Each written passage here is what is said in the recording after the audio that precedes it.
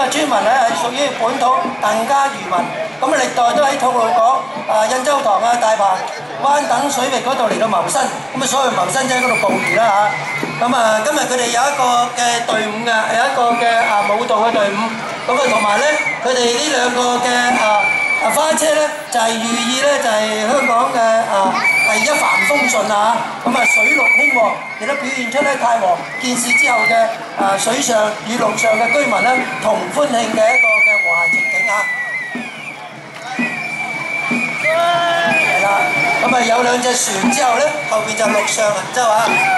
咁我都祝願你哋網網之間啊，實講嘢啊！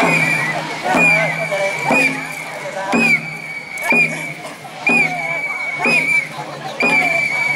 嗱，如果你哋巡遊隊伍需要水嘅話咧，我哋呢度咧有個水站㗎嚇，咁啊請工作人員咧就係派啲水俾啲朋友啊。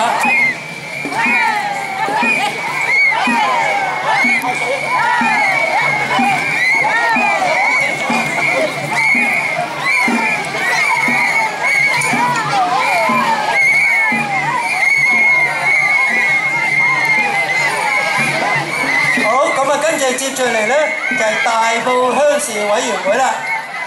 咁大埔鄉事委員會咧就喺1959年成立。